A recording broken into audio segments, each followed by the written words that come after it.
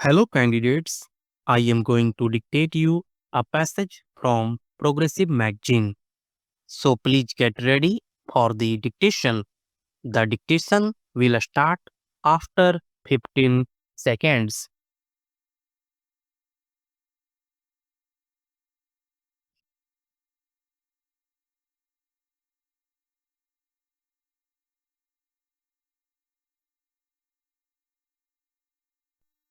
Sir, the problems of the company audit, the difficulties experienced by the junior auditors, and the complaints of the audit profession in relation to these companies are before the government, and a comprehensive amending bill was introduced in this house in 1992, which was referred to the select committee of both houses of parliament, in which I happened to be a member, where elaborate evidence was recorded not only from the chambers of commerce and industry but also from the chartered accountants and also other who had the special knowledge of the working of the companies.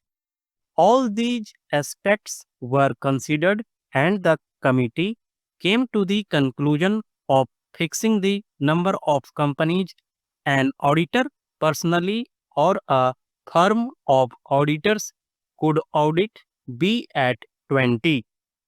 Therefore, the mover could have withdrawn this bill and introduced another after the amendments to the company law came into force.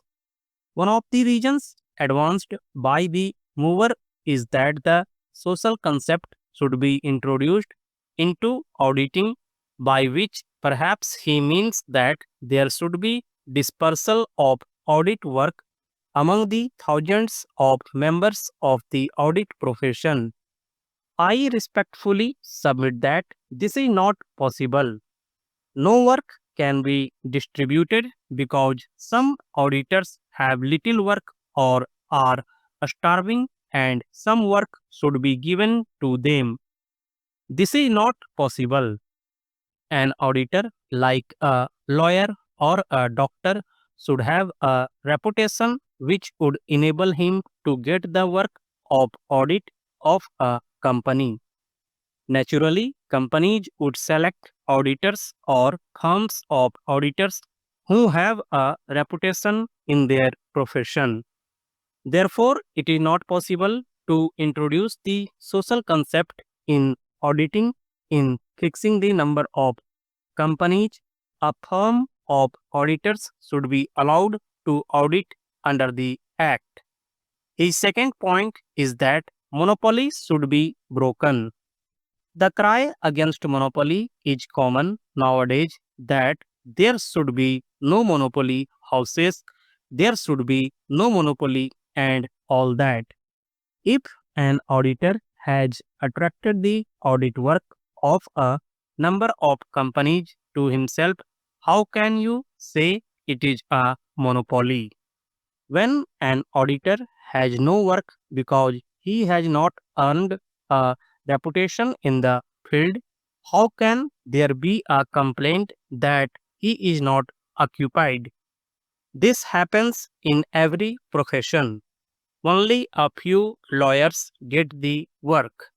Work is concentrated among a few doctors.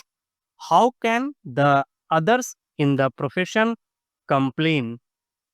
Then there is the cry for nationalization of audit. The mover mentioned it while moving the bill.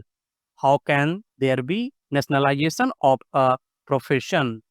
Have we thought of nationalization of the legal profession or the medical profession?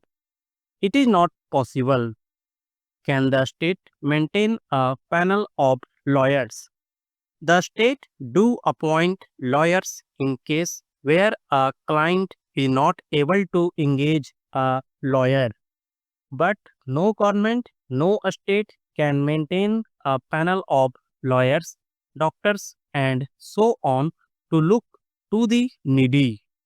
It is not a workable proposition. Nationalization may be a good slogan, but it does not work in relation to certain professions in which the success of an individual depends on his own merit.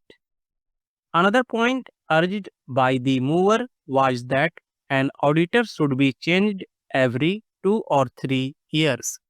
His main complaint is that an auditor or firm of auditors auditing the accounts of a particular company for a number of years may act in collusion with the firm and may not do the auditing faithfully or correctly, that he may be hand in glove with the company and its directors.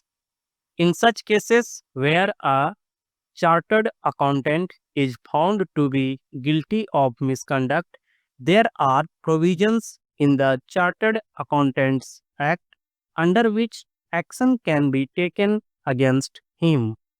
It takes 2 to 3 years for an auditor to understand the working of a company. All these questions were gone into the joint committee in great detail, and then it was found that no limit could be put. Though the number of companies an auditor could audit could be limited, the period during which he should be allowed to audit a company was not found to be capable of limitation as feasible, and that was why it was rejected. Another objection taken by the mover was that all the auditors are in the metropolitan areas. Necessarily, they should be from the metropolitan areas. They should know the working of companies.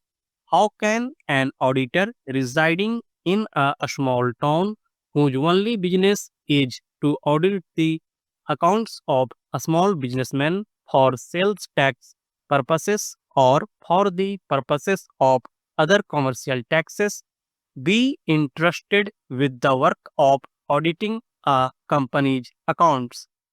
It is a complicated affair. It is not possible.